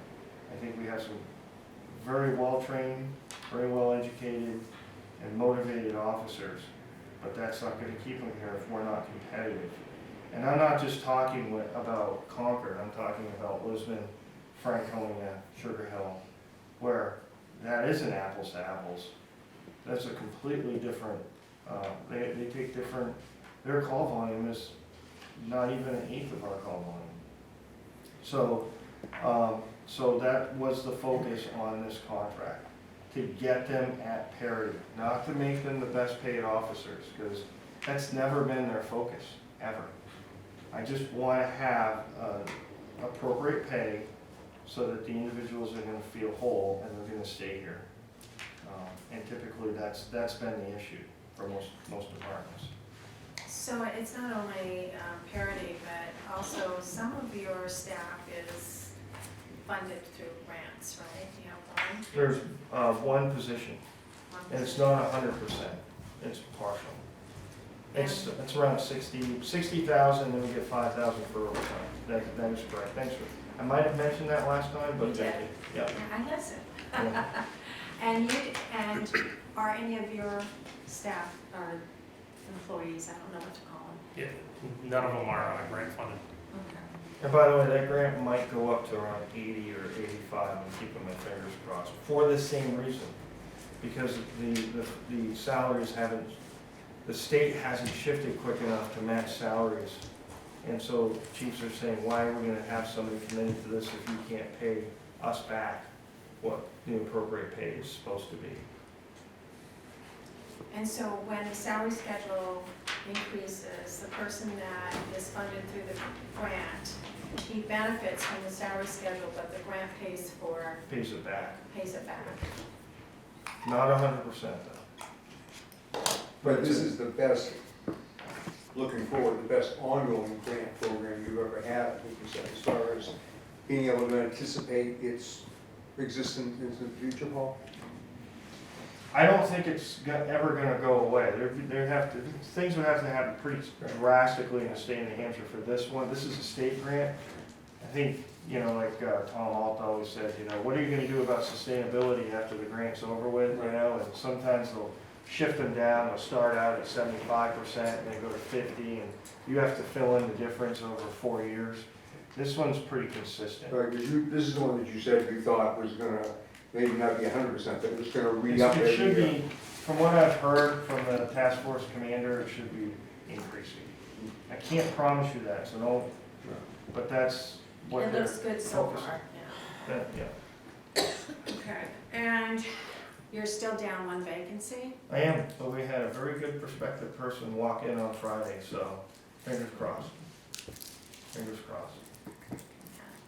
And with the vacancies this year, you were up to 4 at one time, correct? Yes. Your overtime, the way your schedule is, how did it affect the overtime? Not bad, Yeah, I mean, not bad. we try to be creative and use salaried positions to help a little bit of that, to absorb some of it. We've actually had some officers that have been willing to move their schedules around a little bit to help. But we're pretty consistent with our overtime. I think my proposed only increase, didn't increase, what I'm looking here is only a few $1,000s.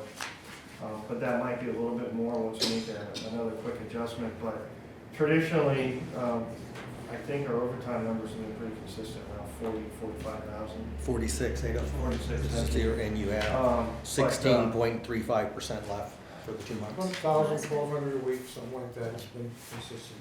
And that's with all those vacancies over the, Yeah, it's been difficult. yeah. We've, you know, our overtime expenditures are obviously open shifts. We don't have a minimum manning standard, so I will admit that there were times that we made an operational decision, maybe not to work as many people on a shift and maybe take our resources and put them elsewhere. And that's an officer safety issue sometimes, so we have to really focus on what's best to keep people safe and the community safe. So we analyze it. We've also been creative with some other grants that we've received to kind of take care of some of the overtime with the OCDF grants and the other types of grants. But typically we cover, obviously, shift coverage. We do have callback that happens frequently. That would be if an officer's, you know, certain shift, there might only be one person on, which I don't like. Ideally, we should have at least 3. And that officer gets really busy, we'll call somebody in for, there's a major incident. We also have court fees, that's never going away. We always gotta send somebody to court on their day off. You know, court doesn't work around us. And And then the defendant doesn't show up. absolutely correct. Other issues, obviously critical incidents, like if there's a major fire. And again, we try to be creative by perhaps immediately responding to the fire, assist the fire department, maybe using auxiliary personnel or to help with traffic control.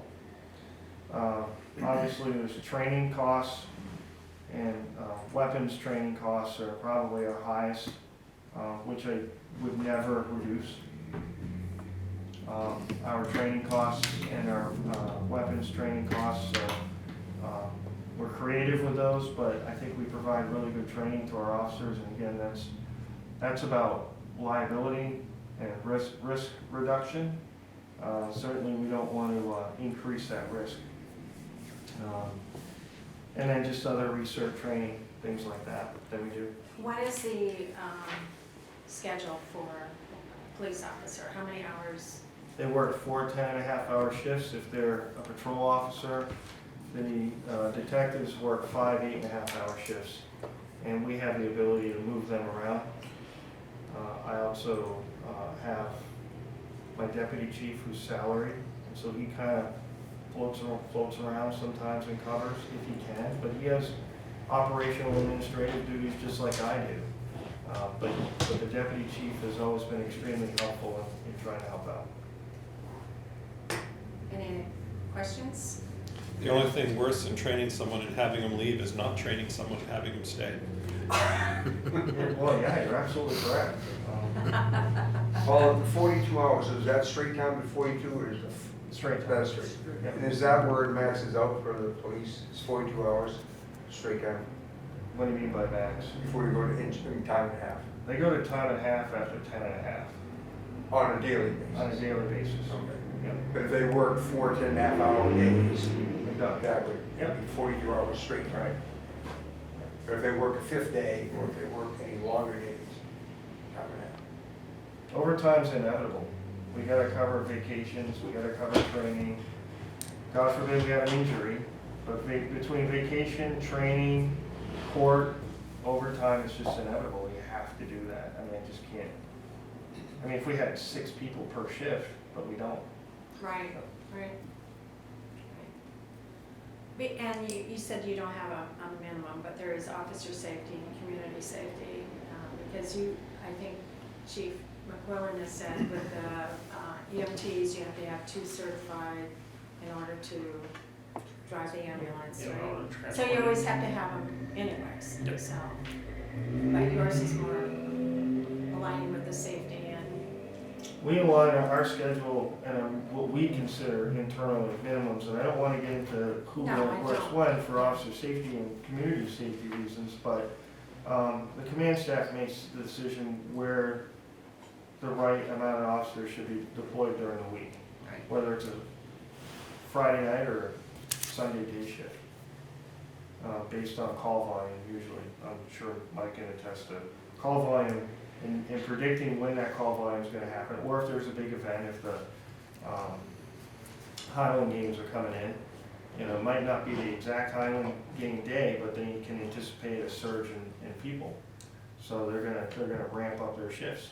You know, same when we have First Fridays, we'll adjust our shifts so that we can address the First Friday surges or the concerts or stuff like that. do the auxiliary staff, do they step up in those situations? Auxiliaries are not certified, they're not Right. sworn, they don't have any authority. Okay, but I didn't know. What they do is at Traffic 2 in the flow and morning, stuff. when the fire department has a major structure fire going or something, or maybe it's a bad accident and the road's shut down, I can call them in because they do have traffic control training to do traffic control. Or other ancillary duties. And then we've tried to work with our volunteer corps, but it's like he's saying, you know, it's harder and harder to call people, it's harder and harder for us to find volunteers that are willing to go through a minimal background check and get certifications, because they have to be SWEGIS certified to be in the police department. So it's tough, it's very tough finding people that will want to do that at 2 in the morning. Any other questions? No. Pretty much, that's it? All right. Thank you to the chiefs, appreciate it. We are 20 of. Do we want to go through another? Doug? Want to step no. up here?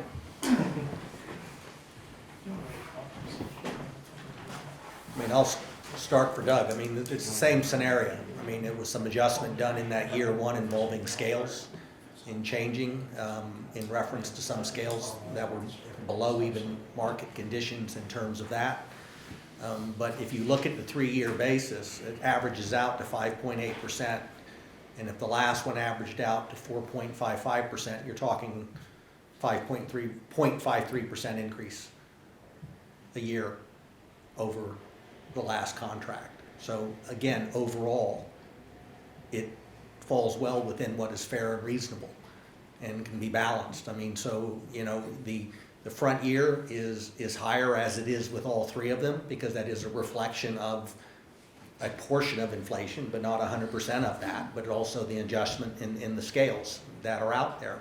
But when you average that out over, the same arguments or the justifications I think Lori gave in terms of why we were able to make those agreements is the fact that in their cases, in the year 2 and 3, they're basically getting, you know, huh?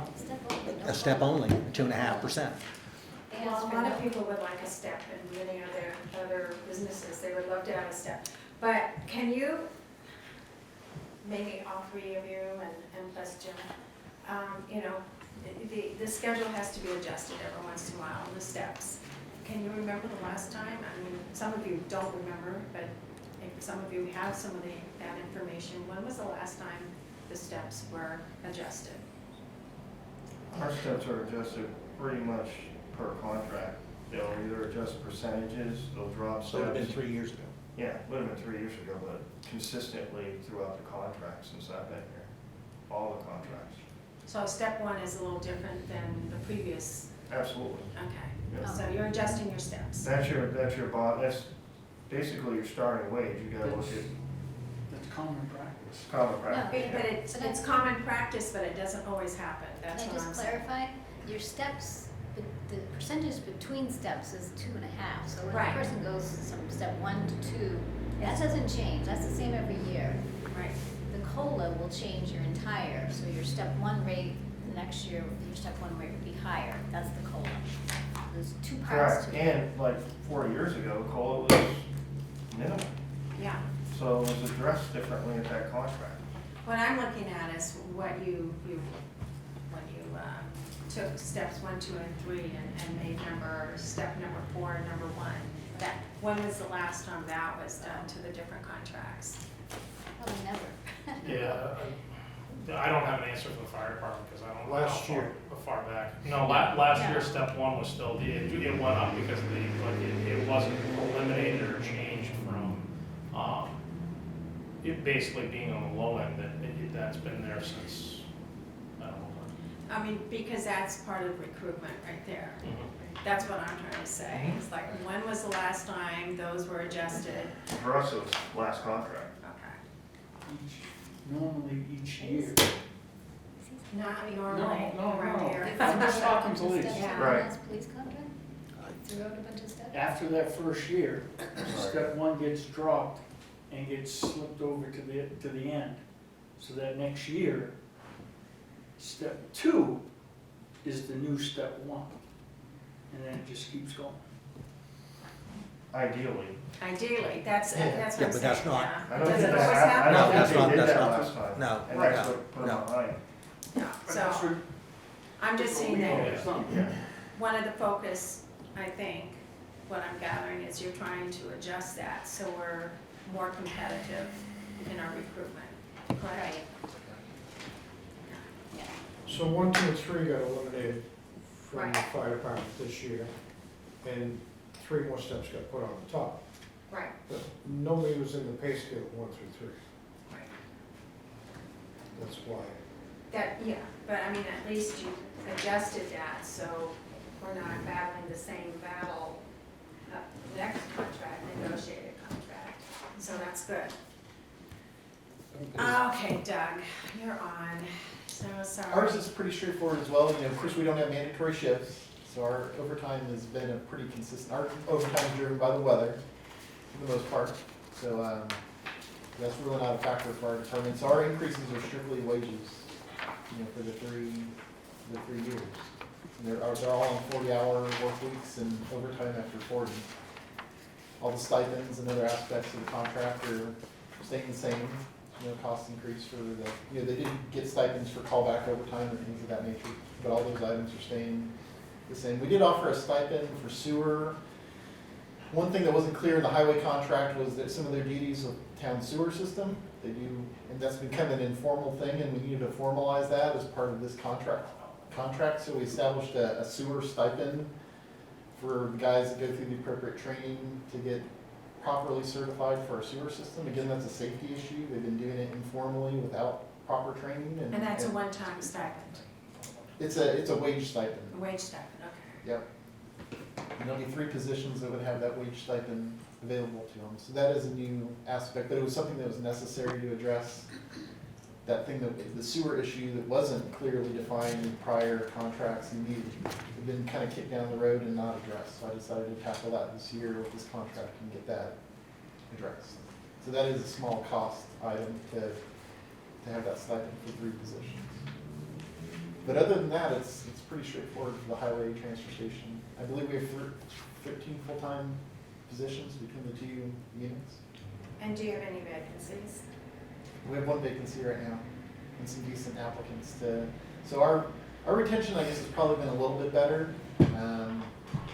We don't have folks leaving for our pay's actually, I think, a tad bit better than DOT. So that's helpful for us. So our retention's been pretty decent, going down maybe 1 or 2 positions at the most, throughout the 3 years that I've been in the department, or fully staffed. So did I hear you right that the summer schedule's a little bit better than DOT's? I believe so. But And I that know would be your DOT's main also doing competitor, they're doing too. the same thing. They're trying to increase their schedules too, and I understand they might have some increases coming that I'm not aware of. They had a bigger display at the Lancaster Fair than you did. So, and the hours haven't changed, the work week hasn't really Nope. changed. Okay, so it's, Pretty straightforward. and the transfer station, that's all under the same contract, right? Correct. Okay. So some adjustments to the summer schedule, basically. Yes, ma'am. Jim, do you want to add No, any no. highlights to that? No, you've covered it. Oh, I tried. I just wanted to give a shout out to the guys again. I know I said it, but they did not ask for COLA increase for the second 2 years of the 3-year contract. And I know they get the step, and you just said, well, nobody else gets a step, but they were very unselfish, and I jumped to approve this contract because I think this is great for the town. And as far as, everybody else wishing they could get steps, again, that's unique to union contracts.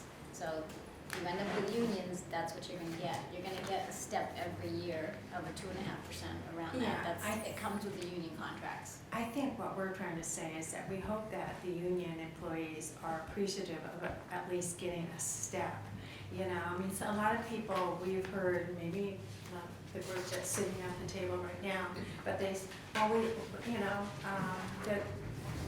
the school board or the board of selectmen will say, oh yeah, well, it's only a 3% increase. Well, that would be the COLA that they're talking about and not the step. And we're always saying the step is included in there. It's part of an increase. And so that's the reason why we keep bringing up the steps, because we want everyone to appreciate it. At least there's a step there. So, and I know you're saying it's union, but we represent all the people in the town as well, union and non-union, so. Because a lot of people leave that off, don't you hear that? It's like, they got a 3%, but it's also the step. And on the sheet that you There's no have, step for non-union. No, I know there isn't. Okay. for the 1.1, and all these contracts is what it's gonna cost the taxpayers. Right, You haven't included any steps. say that again? So when you figured this out, it was 1.1. That was just including pay raises and benefit packages and stuff like that. But it didn't include any steps in the next few years. It does? They figured Yeah, it would have to. Yeah, Yeah, because you have to, yeah. yes, you would have to, Okay. yeah. I mean, they would have to notify us, they would have to let Yeah, us then know, we'd be giving you funny numbers. yeah. Okay. Well, I mean, no, they would just have to state that. Yes, yes. Yeah, so that 1.1 is the step, and if there's a COLA in there, right? Correct. Quick question on the retire, so I'm kind of looking for hidden costs so I can make an informed decision. let's say, contrived example, I'm a police officer for the town, and the contract says that we get 100% increase, just so I can get away from the details of the numbers. How does that affect my retirement that the town ends up having? And then I stay with the town for 20 years because, hey, I got 100% increase every year, so it's great. So how does that affect our retirement liability? Alright. Or does it? I mean, I'm completely ignorant on this fact, so I'm trying to figure out. I mean, if someone retires from the town, they look at your, I think it's 3 or 5 year highest pay years, and that's what they base your retirement on when they pay out. But the town pays into the New Hampshire retirement system a percentage. They're different. I put them on the top of each sheet for each one. Okay. 14.06% is highway and transfer, 32.99% is fire, and 33.88 is police. And that's the portion the town pays in, and it's calculated into that 1.1 million. So it's in there. So the town pays into the system, and then the system pays the retirees. So I'm not sure what you're. Yeah, one of the. So what I'm getting at is, so does the cost to the retirement go up if these contracts cost us $1 million? Does the cost increase for the town also? That's in fact, That's that in- that's 1.1, it's including in factored that. in there. It's So it's already not- factored in. The increased cost of the retirement fund that the town has to pay is not a hidden cost. It's published in the 1.1. Yes. That's what I was But asking. their percentage increases too, the Right. employees' percentage increases, so just like if it's $100 and now they're making 110, it's still that percentage of the 110, so we're still putting into the retirement as well. So even if there's an increase here, our contribution, just like the town's contribution, has to increase as well. Okay. So going back though, just a little fact that, remember last year we had the meeting, so between the town and the school, in a combined, let's say $26.7 million combined budgets, the town paid $2.1 million just towards retirement. Okay. Just towards retirement. And that made two components, John. They have a formula. The formula that's being currently paid now is supposedly, in theory, the employee is paying for their future retirement. Mhm. We're also being charged for when they underfunded the retirement plan many, many years ago, and they're trying to catch that up. And the That's state true. basically took out a mortgage and mortgaged that on the towns across the state, saying, okay, in the next 10 years, you're paying this extra fee to make up for the state funding we took away in the shortfall that we had in not funding the retirement system. So there is a higher percentage that's being paid to make up for the deficit for the people that are already on a retirement because they didn't put enough money in for them when they were there. That's true, I Okay. forgot that. Yeah. And how do we pay for that, through a bond? You take a bond down for that to make that payment? No, they charge us in our percentage rate. Yeah. It goes into the budget, and Yeah, it's but that's part what I'm of saying, it. where is it It- enhanced? It's in that percent, it's in It's in that that 30, 38%. It's built in. yeah, it's in the 31.28 or the 33.8 or whatever. I mean, there's an added factor in there that's kind of that makeup number that they're trying to make up for the non-funded years or the underfunded years. They decided to, like, 30-year Yeah, plan. They have Yes. a 30-year plan. We're the 12th year in. yes, you're But we right. haven't even crossed the halfway, or even close to the halfway mark of paying what we're behind. So, and it also depends on their investments, and with Wall Street not doing as well, I'm sure we're gonna see a hike pretty soon again. So, oh joy. My Quicken tells me every day what mine's doing. I may be working longer than I planned. So anyway, so any other questions for these gentlemen, or Jim and Roy? So, we'll take a look at it. We have, the negotiated agreements on the following, meeting in December, just so we can wrap it up, because we're probably gonna have to discuss and also have to take a vote on it, but we won't do that tonight, but we do have it scheduled for the first budget meeting, Yeah, December 1st. December 1st. Yeah, you have Parks and Rec, Town Office update, negotiated contracts if necessary, and Yeah. more articles. Yeah. So if you can think of anything, and thank you for being patient with our questions and misunderstandings and, No problem. yeah. I fully I'll understand that Jim. the fire department schedule is the hardest one to understand, unless you work it. It's like I'm fluid in it, I know what it is, but trying to explain that to people, and I don't mean that disrespectfully, it's very No, difficult. it's hard. And I understand that, and I don't have a problem with the questions, I encourage them. And if you have any, please forward them to me, I'd be happy to. So I'm a full-time firefighter in the town of Littleton. My pay rate is not going up 8% this coming year. Correct. Okay. Well, that's a big difference. You get a change in your schedule that you wanted. Okay. It makes you happy. That's Plus, what it's I mean, about. we're just concerned about, like negotiations, and it's really hard because when you're on the board of selectmen, you can't have two on the committee because it's a quorum then. School board, you can have two because there's 5 members. And so, we look to the town manager, we look to finance manager, we also look to the fire chief to come and bring forward the Yep. best ideas.